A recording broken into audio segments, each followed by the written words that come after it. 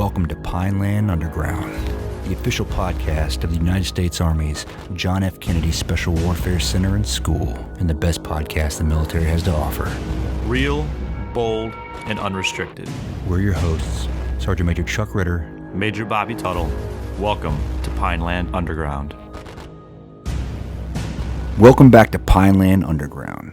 This is the second episode in our Suicide Prevention and Awareness Month series. Our last episode, we had Sergeant First Class Mike Fioca, who dove into some pretty deep topics. And with this episode, it's going to tie right into most of the things that we talked about during that one. Yeah, so it's our pleasure to introduce our guests for today.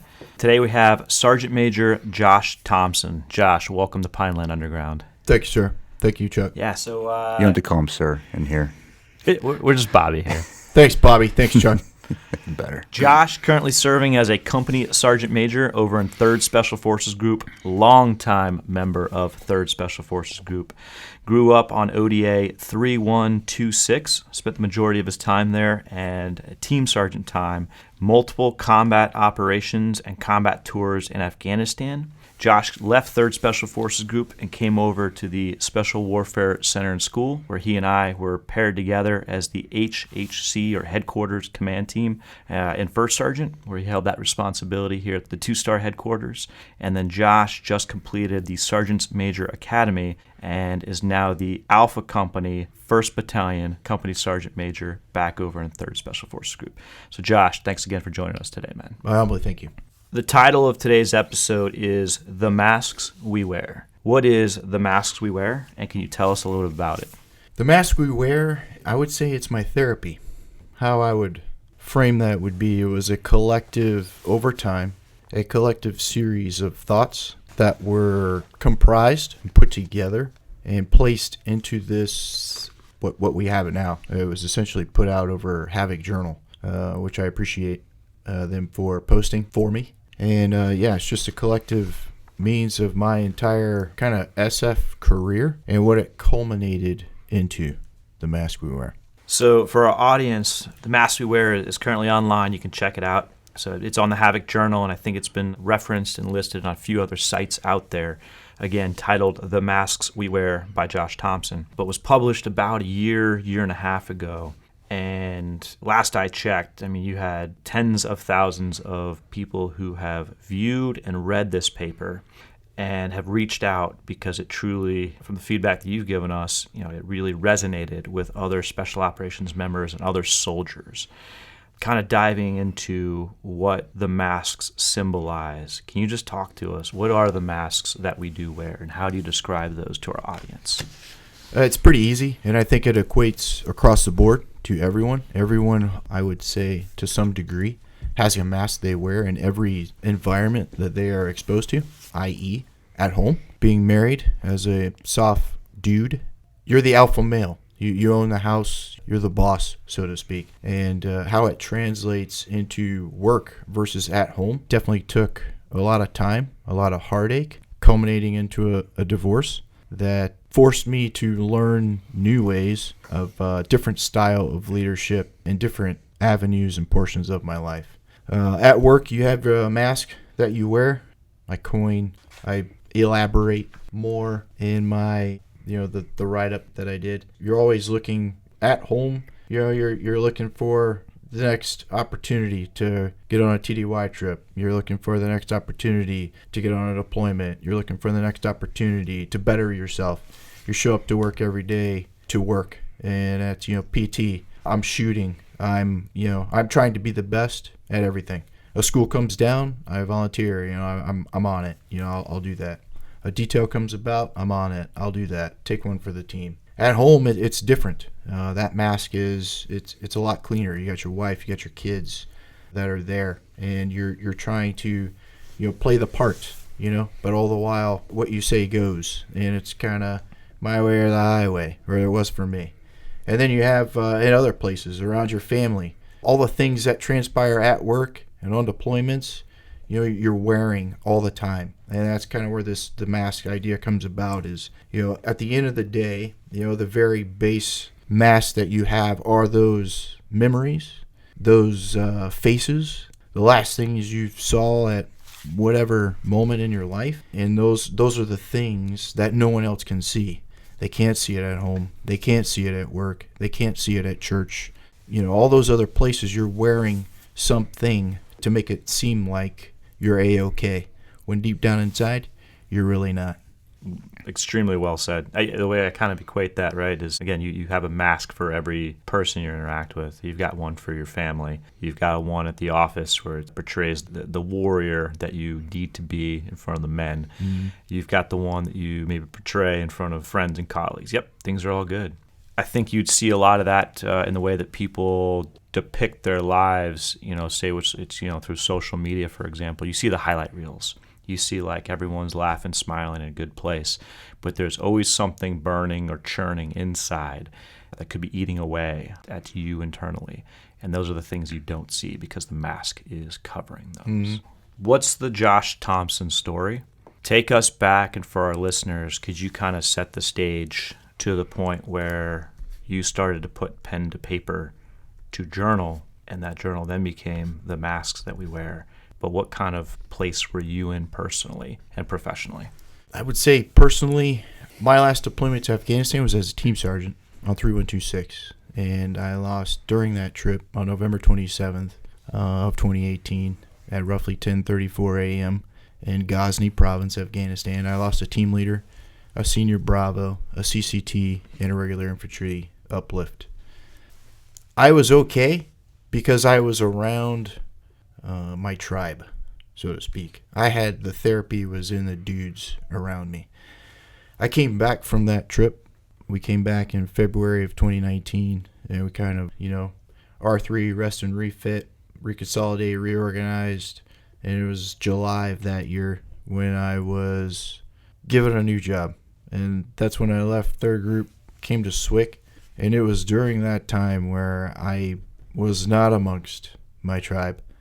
I was away from my own, and all through those months, even coming back from that last trip, I was already in deep, as I was at the end of every other trip, as far as alcohol, back into my routine and back in that rut. And leaving the team, I would say from previous trips, losing friends and brothers, it felt different this trip due to the fact that I was a leader, and it weighed so much more coming back from that last trip as a team sergeant, losing friends and brothers. The alcohol just got to a point where nothing was right at home, nothing was really right at work, and I felt like I was all alone. I was all on a lonely island, and it didn't feel good. Did not feel good at all. And that's when I reached out to a trusted confidant through the command psychologist, and he hooked me up with the behavioral health here at WOMAC. I was apprehensive at first. However, I went through with it. I made the phone call. I made the appointment. I showed up. I conducted 6 visits over 6 weeks. And the last one ended in, I'll call her my individual doctor, but she fell asleep on me.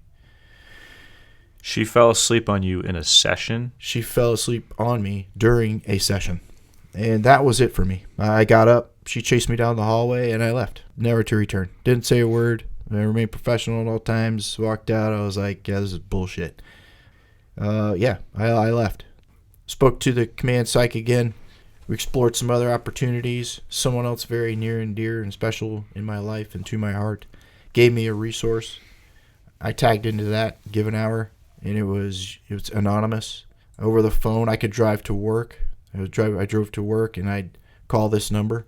I chose the time limit, and I essentially spoke to this person over the phone that I ended up kind of what was helping me out. But one of the things that he gave to me and kind of recommended that I do was log my thoughts. And at first I was like, this is dumb. But I tried it. I opened up a notebook. I started jogging my thoughts. Whatever was on my head, I wrote down, pen to paper. And essentially, putting all of that together, I culminated into this, what we read as the mask we wear. How often were you writing down? Was it just as the things would come into your head, you'd stop, pull out the notebook, and put them in pen to paper? Or did you have a kind of a nightly routine where you set your mind into it? How did that work for you? I found that over time, every night I sat down, 'cause I was by myself. Every night I sat down and I would write things. I found out that there were multiple nights there was the same thing.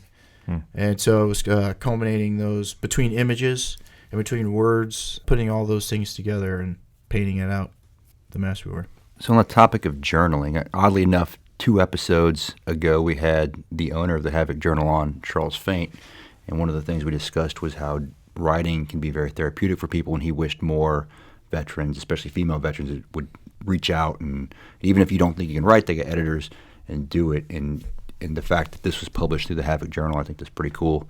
It just happened to be by chance that this worked out. But, there's an old saying that says if it's not written, it's not real. Were you writing before you wrote this, and this was just kind of the end state, or is this the first thing you put down? This is the absolute first thing I've had zero passion or into writing or reading, for that fact, either. This was the very first time that I sat down and tried to take it to heart. I wanted the help. I wanted to see benefits, and this is what it was. Now, since though that you've really taken to just putting your thoughts on paper, like from then to now, or is that just? Absolutely. So I still jog things. Part 2, I guess, so to speak. I'm still working on something that transpired from the point of this hitting Havok Journal to where I am today. I still do write just to prove, I guess, to others that there is benefits, and if it's exactly is the same way the mask we wear. I said at the end of it, if it helped one person, then it was worth it. And from that moment to now, it continues. If it's just one person that it would help, then I'm all about doing that. As a guy who was around Josh, we were teamed up as an HHC command team, and kind of talking through some of these, you were kind of going back and forth a little bit with, do you publish your name to this? What kind of credit is given there? And I think in our talks, I remember you coming back and saying, again, as a first sergeant, a leader, a representative who not only looks the part but sets the example for others to follow. The courage that went in to add your name to that, not for accolades, not for recognition, but to really hammer that nail home of the person that's writing this is a warrior, has a reputation of being a warrior, and is well known and respected, so that people wouldn't just think it's somebody trying to publish to get numbers or accolades, but no shit wanted to actually read it because they know you, and then would be able to go through and say, wow, I wasn't quite aware of the things that were going on internally. You didn't ever physically portray those or physiologically demonstrate those, but it was really good to have a glimpse inside, because that same internal feeling resonates amongst other people too. Right on. Yeah, thanks about that, Bobby. Absolutely was not for personal recognition, nor was it for accolades, but only to say to others that, okay, if this random dude, that's what I am, a random dude, has these feelings, I also have these feelings. This guy wrote this, and now he is where he is in his career. I can follow that suit. Yeah, that takes a lot of courage. We talked about this with Mike Fioca about the courage it takes to put your name on the line, because now it is a vulnerability, because you're probably questioning, how are people going to view me after this? Or, once my name's out there in this capacity, is it going to affect my career? Because I know Bobby wants to talk about this in depth later, but although there's a stigma attached to it, it's also a lot more widespread than we allow ourselves to believe. And it was during the time in which I was being looked at for E9 Sergeant Major that this was an idea already on paper. A few people had read it. I was like, man, what do you think? Should I publish this or, no? And it was a resounding yes across the board. And these gentlemen are in various parts of the military, and I respect them all very much so. And I selfishly thought about whether or not this was worth my career. And so sitting down and thinking to myself and going through what I went through in my life, is it worth putting it all on the line, especially during that? I mean, that was a pretty unstable time for me to make Sergeant Major put these words out, because once you put your name to something, you're spot on, Chuck. Mm-hmm. Once you put your name to something and you launch it like that, that is that. And so for me, like I said earlier, this is the way it will be. If it helps one, then it was all worth it. Let's hit submit. And that's exactly what occurred. Yeah, that's awesome. I don't have the courage to tell my story to people out loud. With I had a mental break at one point in time in my career. And maybe one day, I will, but I think it goes along the same lines. If I tell that story, if it helps people, it's probably worth it. Well, I think that's part of it, though, right? Is it helps you work through it and making sure that story, demonstrating that story is real. You're not playing a victim. You're not virtue signaling. It's, getting, for Josh's example, pen to paper was therapeutic for him, but then also that same thing is going on in somebody else's head. Mm-hmm. So it's not only therapeutic to the person who's going through that internal struggle, but it's also resonates across the people who are around them. They're saying, oh shit, like, I didn't know. Or you're such a chameleon and you wear such a good mask or a clean mask that I didn't realize what was going, burning inside. Absolutely. And you could see that when this came out, the sheer amount of people that were reposting it with comments like exactly, or, this is exactly how it is, or this is how we all are in special operations. It's probably an indicator that we have some issues there that we like to hide very well. Talk to me a little bit about this, Josh. So you did mention alcohol. How did you work through alcohol? How is that part of your life or not part of your life now as you've made gains and continue to make great strides in the way that you're well-being right now? So with this paper, and we talk about the aftershock and the effects, second and third order effects, so to speak, we're different people. So many different people came back, whether it be personally or through an email or a text or a phone call. And I got linked up with Chris Pierce. He worked at USAC for a while. He wrote a book, Self-Help Angergy. And essentially with a lot of his self-help ideas and his method of thinking kind of drove me to improving my sleep. And I started looking at different levels of my blood with the doctor and looking at things. And what came out of the doc's mouth, I didn't want to admit, as much drinking that I was doing. But he was pretty much like, hey, for levels this high here, you would be having to drink, in a pretty excessive amount, of alcohol per day. And it was like, man, this guy's making me sweat. He's calling me out. He doesn't know the facts, but this guy knows the facts. There was just some things that kind of fell into place for me trying to do some self-help. And one of those things was alcohol. Polishing off a one bottle plus every single night was not a big deal for me. $150 to $180 every single week. And alcohol kind of took a toll on me. Was that to numb the pain? Was that to just pass the time? What was that doing for you? Not so much passing time, but numbing pain. So things I saw in my mind on repeat, just it was constant. And then just trying to avoid the feeling of being by myself, being on that lonely island.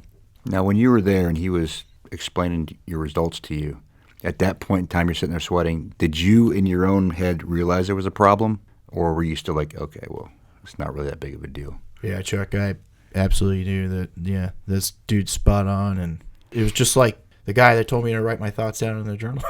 It was the exact same way. I felt like God was placing something else, someone with truth, someone that gave me a recommendation. This guy's spot on. I'm going to follow this. So that was like your light bulb moment. It's definitely one of them. I have quite a few of those. Yeah. Well, let's take us through some of the other ones then. Yeah. Okay. So what I want to hit on too is the indicators for yourself, and then if somebody else is going through something, then as an external entity, what are the indicators for us to see that maybe somebody else needs some assistance? Yeah, that's a good question. Team parties, I would say, is a definite place to see some of those things. Excessive drinking, like to blackout, TDY trips. I've been that person on multiple occasions, and whether these people would be listening or not, then they'd be like, they're laughing right now. I either say, that guy, I've definitely been there when that dude's blacked out. But there are definitely self-indicators, and there's also things to see in other people, in their ways of life, and what they're comfortable in doing and versus not doing. I think every time you go check into whatever clinic you're going to, you fill out that cover sheet, right? Mm-hmm. It's like two first questions are asked. How often do you use tobacco, and how often? I like my teeth, so I don't. I can honestly say no. And then question number 2 is, do you use alcohol? And is it 2 to 4 drinks a week? Is it 2 to 4 drinks a day? It's kind of like a scale of, is it socially acceptable and you use alcohol, or is it like, no shit, do you have a problem? And I don't know if most people are ever honest when they fill that part out. Yeah, the the left to the right, it's so deep and so wide that people, they allow you to talk yourself out of the truth. Yeah. Okay, you got team blackout or team parties. You got getting drunk to blackout. Like, what else do you think would be a good indicator for yourself? Like, if you were looking at yourself, like, do I have a problem that I need to address? What would be some of those indicators? Avoidance of other people, avoidance of relationships, fear of those things as well. You can definitely tell someone that is very to themselves, is very quiet. They just have those characteristics to where they don't want to be open. They don't want to talk about, whatever subject X, Y, or Z is. Well, it's such a surface thing, right? Like, Yeah, it is. You see somebody down the hallway, hey, what's up, Josh? I just living the dream. Yeah. Like, are you really? Like, do you want to have lunch? Let's talk. Let's go hit some golf balls or something. Like, Yeah. let's actually, no shit, kind of dive into how are things? How are you doing? What about indicators, though, at home? Any thoughts or ways guys are standoffish or separating or around their family? I would say that at home, and I think we'll probably get into this a little later with, like, on the topic of suicide, but a wife and or kids that are close-offish and to the point of packing things up, getting into a vehicle, maybe leaving, maybe not tonight. They stay for this go-around. 2 weeks later, revisiting the same scenario is a key indicator for you that you might need some help. For the guys as well. Going home and not paying attention to your wife or your kid or kids, and all you want to do is either drink yourself into a place you just don't need to be. You're placing yourself on that island, and you're placing yourself by yourself. You're doing it to yourself. And so the more that you open up, communicate, especially with your loved one and loved ones, will save some heartache. I have learned painfully. It's always hard to be for us, I think, to be honest with yourself at positions and when you're at that point, it's kind of like, oh, it's not me. It's probably the other person's fault, right? I think that's a pretty easy scapegoat usually. Did you run into that yourself? Absolutely. For the entire, all the way up until the issues started bubbling up into a surface where I couldn't avoid it anymore. That was a good solid 16, 17 years. So. One of the topics that Mike Fioca hit on was the victim mentality. And one of the things he explained was that he was in this victim mentality where it was the Army's fault or something else's fault. And then once he realized that he had the responsibility, it was when it kind of changed for him. Did you run into that same? I did. Maturity. Definitely, I agree with that. Absolutely, 1,000%. Having the maturity to look at the situation from your point of view and looking at the entire situation from everyone's point of view. And that's all parties involved. As far as, being a good leader, I think that's also another depth to a good leader, is being able to see the complete picture and taking that tactical pause and that tactical patience and applying like a wise decision in the way that you're navigating your obstacle course of life. To hit on Chuck's, absolutely, how many light bulb moments do you have? One or two. But this one was concerning a friend that did commit suicide. He was in ACO a long bit. We went through the course together. After his last Afghan trip, they had a loss on their team, and he ended up taking his own life. It was kind of unforeseen, even to his wife. We went down, there was a select few that went down to Florida to assist in putting him back in the earth in which he came from. A light bulb moment occurred when his wife was standing on the pulpit essentially telling Adam's story. And it felt as if it was just her and I in this room. And it was pretty surreal, to the point where I had to look left, look right to see, okay, everyone else is still here. But she was essentially telling my story. And it got to the point where it was so scary to hear that I legitimately, internally had to reach out and grasp a straw, grasp for something for life. And definitely another light bulb moment for me. It was really deep. That's extremely deep. We've talked, I imagine all of us here no longer have fingers to count on of the brothers in arms or service members that we've lost because they've taken their own lives. And just being around people who are in mourning and hurting from that, it's incredibly deep, and the pain that is caused across the family, the people, the brothers in arms, the leaders, and it's it's just such a deep blow to everyone, and everyone takes it extremely differently. Absolutely. How do you think about that now, kind of years afterwards? It's definitely, just like you're talking, Bobby, like over the years between suicides, KIAs, trip after trip, even in between trips. I mean, just like that one I just shared after he got out of the Army. It's a weight that continues, and it helps placate that the masks that we wear for the ones that are, I say the ones that are left behind. I mean, even for the family members that were left behind. Like it's not just combat that affects like our mental health and our mental stability, so to speak, but it's definitely huge in our realm, in the soft realm. So real quick, I want to talk about two subjects. One, you have a problem and your ability to talk to somebody about it or even go into the command, because sometimes people are scared to do that because we have all these horror stories like, I went for mental health and the command screwed me. In my military career, I've never seen that happen to where there wasn't something else going on that, was led you to somebody to get in trouble. It wasn't just like, I have problems. I've never seen the command come and crush anybody. But we talked about this yesterday. If people are hesitant to go and talk to the command, Military One Source offers a program. You can log in. You can go off post and see a military health provider, and the command will never know about it for, I think it's up to 5 visits, right? And they will pay for that. You just got to find somebody that's TRICARE. So it's always an option for people. If you have an issue and you don't want the command to know, go to Military One Source. Use that as your resource to do that. It's not an unlimited amount, but it's a pretty good bit, and you get to choose the provider. But on top of that, if you have an issue, would you recommend people just to bring it up to somebody or their commander, or what's your take on how to go about bringing up the fact that you feel you're in a position to where you need help? I had a wonderful, trusted confidant, I will call. Bring it up with somebody. Bring it up with someone. If you're married, I'd bring it up at home. Maybe not. You don't have to paint your entire picture, because your picture probably doesn't need to be told, to your wife. But however, if you have especially a trusted bro or a trusted agent on the team, hey, you want to sit down and hey, between you and I think I need to bring this up to somebody. That person may be able to give you that boost or give you that leverage that you need to, hey man, give you the push. Hey Chuck, I think we do need to talk to the chain of command. I'm gonna go with you. Mm-hmm. You know what I mean? And I'll be that guy to stand next to you. Like you're my bro. So we can close the door.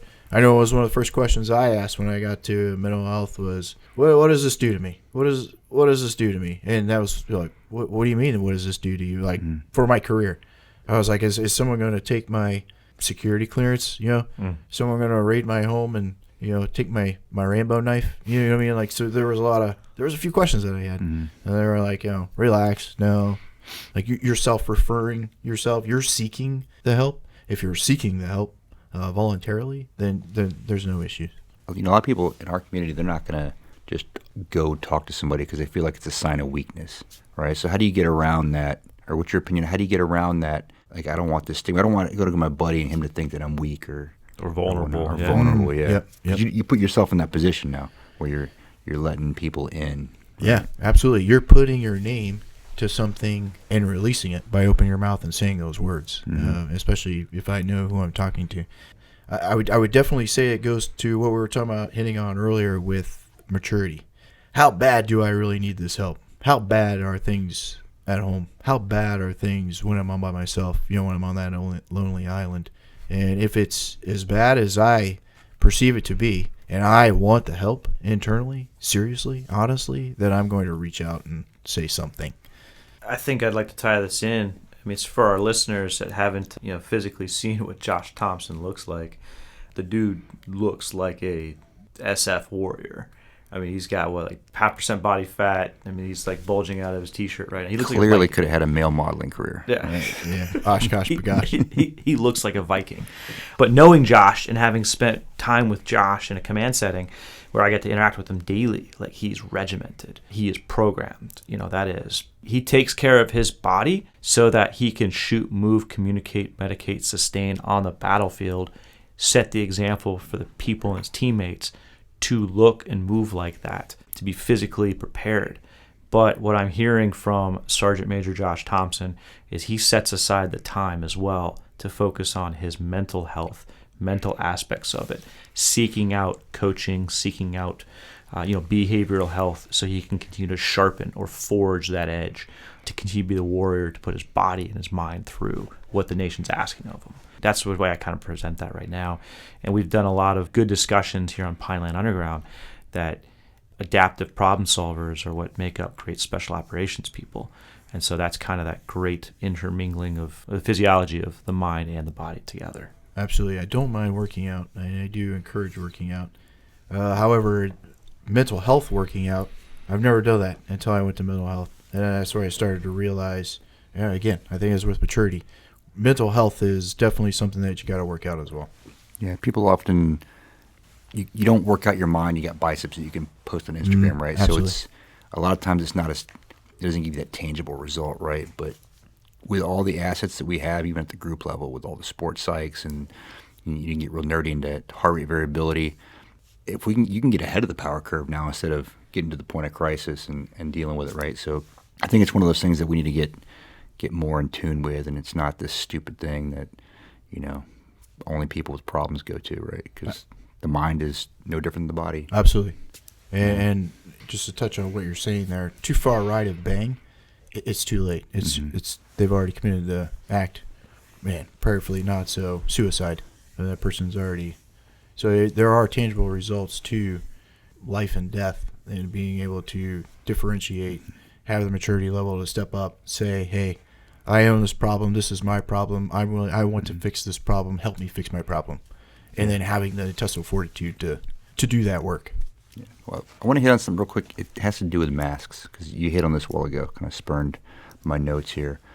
I think one of the masks that help us conceal that is the fact that when you're on a team and it's operational and you're just go, right? It allows you to conceal the problem. But then a lot of times what happens is people will come to SWCS, which is supposed to be taking a knee for 3 years, allowing you the time to decompress. But that also takes that mask away now, right? And sometimes now those problems, you're around your family more. I want to get your thoughts on that. Absolutely. They definitely exacerbated there, because I did not have the tribe, like we hit on earlier. I didn't have the tribe. I would say my physical therapists are the rest of the dudes on the team. Because you're able, it really is. It's super simple to, just like what you're saying, Chuck, you're like hiding the noise, so to speak. Because all of us was there for that experience. We have the same visions and thoughts, and we're all sharing, we're all in this fight together, right? And those systems are all moving the same direction. Exactly. Because you're like-minded. Yes. You're doing things together. Yes. And then you're brought out of that cut and pasted somewhere else, and it's kind of like, man, looking around, and it's like, what do I do with, pulling a Ricky Bobby? Yeah, car drove real good. And now it's more stable too. It's not as chaotic as it was on a team, right? So now you're like, wait a minute, now I know what my schedule is every day. What do I do with my hands? And with that predictable schedule, comes time to you do the thinking and reflecting, right? Again, you pick up, you're off that team, you're not moving 1,000 miles an hour. And that happens in a staff setting or just a different type of leadership setting, where now you have the time to think or reflect on those actions, those catastrophic events, those moments of crisis that you survive through because you were well trained, and now you're cognizant of those. It could be years later. Yeah. And again, that could be detrimental if you don't know how to be aware of it, and then what do you do about it? Exactly. And so, just like we talked about earlier, publishing this paper, does it really matter? And what this conversation just came to just now, like, what do we do about it? And it's trying to help the next generation and being able to help others. Let's transition now to a more contentious topic, which is bound to make some angry. We talked about this with Mike Fiocca, about the military has these programs, but you said you were in therapy, behavioral health, and the therapist just fell asleep on you, right? And the feedback I've gotten from many people is that, a lot of times it's hard to get appointments. Maybe it's what are we at right now? It's like a couple months from if you want one right now, right? A few weeks to months to try to actually schedule an appointment. And then when you go to these places, a lot of people have the feedback that just feels like it's checked the block, right? And there's doing the right thing, and there's doing the thing right? You got measures of performance, right? And then you got your freaking measures of effectiveness, right? So yes, you can do something, but is it really achieving the goal? Yeah. And I think that's a conversation we need to have is, are the programs that we have out there right now in the Army, are they check the block? Are they really effective? Are we saying, yep, you got this mental health thing, I sent them there, good to go? Or do we need to tidy those up? I don't know. Let's get your opinion on those programs. I think the programs, well, I can only answer for the programs for me. And I've definitely just leaving work today, not an hour and a half ago, met with someone. They waited 7 weeks to get an appointment here on Fort Bragg at Womack, where they were met today and given an off-post referral. That was it. Wow. So they waited 7 weeks to get an off-post referral. Man. And the off-post referral, I presume, was because their case was that serious or constituted to go talk to another professional that doesn't exist on base. He probably gave me the elementary version. I'm sure that there are more things behind his mask, I mean, for sake of, a better term. Absolutely, I think that the system is definitely a check the block at this time. It definitely was for me with my manager as well. For you personally, you weren't very impressed with the behavioral health program that you went through. I was not. And I'll also say, because we're talking on the victim card, I would definitely say over the last few years, working my previous job and my job now, there are people I guess there will always be people that abuse the system as well. So it's very difficult to see the balance between who truly needs the assistance and the abusers of the system that don't really need the assistance. Yeah, I just think it's worth having a conversation with those higher in the military of, we do have these programs, right? But again, it goes back to, yeah, okay, you're doing the right thing, but are we doing the thing correctly, right? I think Josh has a good example. We talked a few years ago when you guys were coming out of Afghanistan. It may have been that last trip when I want to say it was maybe the battalion of the group command psychologist team came out to do a debrief of you guys as you were leaving country. Tell that story real quick if you could. And then, has that situation gotten any better, or is that another area of improvement post-combat operations that we could fix? It was a mandated decompression event. I think that's what you were talking about. And they flew us from Afghanistan through Germany, and it was for 4 days. Post-deployment, right? Post-deployment. Okay. And so it was coming out of trying to get home, and I don't know how colorful we can get, but there's only like one thing that a guy wants to do when he, been locked up in Afghanistan for 6 months doing the deed, and that's to do the other deed. And so there were folks that weren't as appreciative of the time in Germany, the decompression time. And then there was also people that took it seriously. We sat through and we heard what was given to us, but it was by the wrong crowd. But what I mean by that is they were Air Force personnel, and their heart was in the right place, but they had no context of exactly who we were, what we do. It was not very helpful. I will say the only helpful portion were the group element, the headquarter element that came out, and they spoke to us, and they were able to steer the ship in a better direction for us for that 4 days that we were there to go home. So I kind of picture this being like, all right, we need to decompress or give some mental health assistance to special operations teams coming out of country. Okay, so what do? We throw a group of, I imagine, psychologists to meet them on their way out, but they don't know who you are. Right. They have no really connection to Army Special Operations. They don't know what you've gone through for the past 6 months as far as combat operations, injuries, losses, or team dynamics. And how are they supposed to provide you best practices and advice for you as an individual? Because again, you're a 12-man team. Right. And your company, is less than 100 special operations people coming out. Is really tailored. So right the thing, right way, but wrong effect. Right. Heart was definitely in the right place. Good effort, but possibly a swing and a miss. Swing and a miss. Definitely swing and a miss. There was a lack of kind of the bridge was there, but it missed the gap. Yeah. Yeah. And we do that often, and it's fine. But I think that when we're not getting the effect that we want. We have to be open to the fact that, yes, we know we need this program, but how do we do it properly? So like, well, it's there. That's my check the block.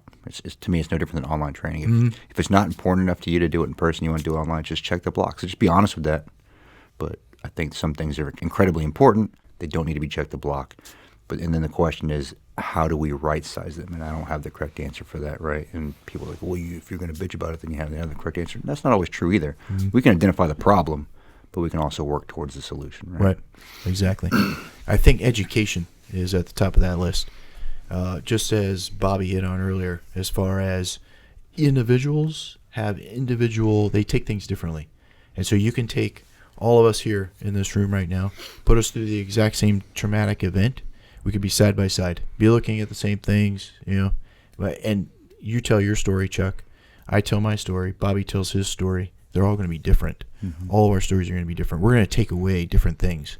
And after that traumatic event, setting us up with people to talk to, not only are our stories going to be different, but the way that it helps the individuals is also going to be different. So that person may want to meet face to face. Maybe I'm not comfortable with that. Yeah, it's not my time. I have to wait 5 years, 10 years down the road before I open up. And that person may be, hey, I want to do it over the telephone. I don't want to see your face. And so that may help. We're talking about the help piece, right? If you look at the bottom of the article, The Mask We Wear, there are some links to some resources, right? Absolutely. And I want to talk about that. Let's give the listeners some resources, right? You got the links here. One of them is Military One Source, which I find to be extremely powerful for a lot of different things if you go in there. But that's an option to get off post treatment. You have cognitive therapy at WOMAC, which that's more for TBI stuff, and it sucks, a pain in the ass. But if you're having problems thinking or going through things, it's a great program. I've done it several times. They really rewire your brain how to think in a sequential pattern. We've got sports psychs at groups right now, right? We got cover what you were just signaling there. The stellate ganglion block. Yep. I've done 2 in my lifetime, and they're life changing. And those are you go through your provider, the military pays for those now. In fact, they've got the new one that they've been testing that goes in both sides.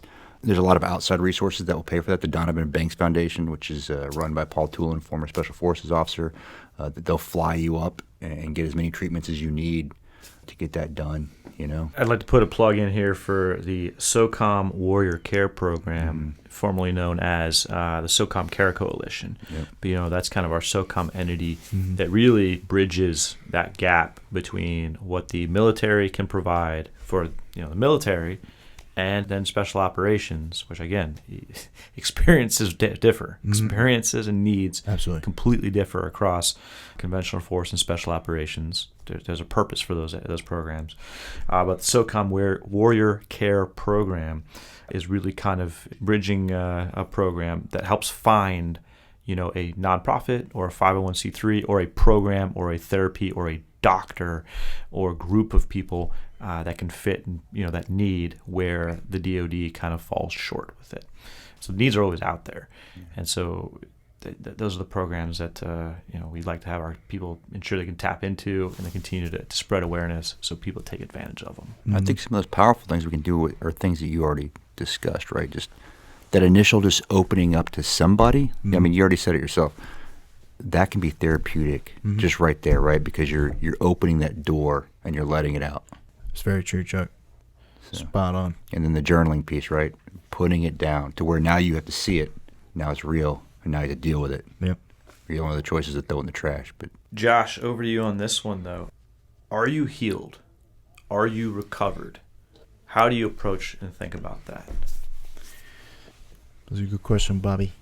I would say I am not healed. I'm not recovered. I would say every day is a battle. There are triggers in my life that kind of take you back to making you feel the feeling of you're on the lonely island again. But definitely, it's an everyday struggle to continue to move in a positive direction. So an everyday gunfight. Everyday gunfight.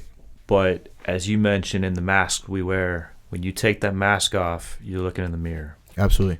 And that in that mirror, you have an awareness of what your triggers are, your awareness of the things that will get down deep and cause you to ache or want you to numb that pain. And that awareness is what helps you pick up that 1,000-pound phone call and dial up, 1, a buddy, 2, a program, or just go talk to somebody. Absolutely. Is that right in? So, yeah, it is, Bobby. Your heart's going to race. You're going to sweat. You're going to feel like your entire body is turning red. You're turning into the Red Hulk. But I'm telling you, listen to it. Keep dialing the number. Keep wanting to give your story, because there is power in your words, believe it or not. And you're not alone. You're not by yourself. Going back, attaching your name, then First Sergeant, but now Sergeant Major Josh Thompson, to this podcast, but into the masks we wear. What did that do for you as far as understanding how prevalent the issues are that our soldiers are having out there? It's definitely, I understand that it is a prevalent issue. Taking my name out of it, taking my effect. I don't want to be the face. I don't want to be the name, but I do want to be the voice for the ones that are hesitant towards standing up and saying that I have an issue, and being the voice to say, like, it is okay not to be okay. Like, if I were to break my leg, I wouldn't just continue to go to work and tell everybody, don't worry about my open fractured, leg here. I'll take care of that. Like, you're going to do something about it, right? And so the same thing for your nugget and your mind and the internal things that are inside of you. If you have an issue, you need to go talk to somebody. And nobody's going to judge you for that. Like, oh man, look at this guy. He broke his leg. He's a turd. Yeah. Or they may. I'm just saying. Maybe. But in fact, if you broke your leg and you kept trying to do things, people would be like, hey, quit being an idiot and go take care of that. Yeah, go to physical therapy. Some of this seems take reversed. the time. Yeah. Well, the mental stuff is like, oh man, like if I do this, people are like, no, they're going to say, hey, take some time and take care of yourself. When I was going through problems, I didn't realize I had issues. It took Command Sergeant Major Eckert to say, look, dude, you're going to physically heal, but until I get a letter from your psych, you're done, right? It took somebody else to say, hey, man, take care of yourself. And sometimes I think as leaders, we also need to do it to our guys. Like, hey, man, I'm taking you out of this for a little bit because you needed some help. That's a great point, Chuck. Good leaders, if they know, like one of the most important things a good leader can do is know his or her soldiers, their service members. And I would definitely say, the ones that stand up and make those on-the-spot corrections is just a great display characteristic of a good leader to say, hey, maybe not you, maybe not right now. And that takes courage too, right? Because then as a leader, people are probably going to be pissed, like, oh man, he's taking one of our stellar dudes out of the fight for X amount of time, but it doesn't matter because you're doing what's right by that formation. It's going to pay dividends, and it may end up saving that person's life. It's probably better for everybody on the team too, right? Exactly. At the end of the day, that's all that matters is taking care of people. Absolutely. You're not combat ready. How are you supposed to be prepared to go to combat if your people aren't set internally, inside, at home? That goes straight down to readiness. Yeah, you guys hit on that kind of subject real quick. The whole broken leg. It's like, all right, well, the importance of sleep as well, because a lot of these things, and you were talking with drinking, and Mike Fioca talked about this, was, all right, if you're not sleeping, then you're obviously not coming to your work job, the office job or the team room job as prepared as possible. But if you had a guy and he's like, hey man, I'm just not feeling good, I'm gonna go pumping, I'm gonna go lift some weights. Yeah, man, get it. If you had a guy who's like, hey man, I didn't sleep well because I got these things going in my head, I'm gonna go take a nap. How would you as a leader think of that? Like, oh man, that's a shitbag. He's just taking a nap. He's a bum. Actually, maybe he literally needs it because he or she wasn't able to reset the night before because of whatever's going on internally in that head, and it couldn't slow down, it couldn't stop. Yeah. But it's keeping them maybe from hitting that bottle or whatever else they're going to do at night. Yeah, that's a good point. What do you do as you are now a company sergeant major going back to a leadership role? How do you communicate this to the soldiers within your formation and to your battle buddy, your company commander that you go check in on the men with?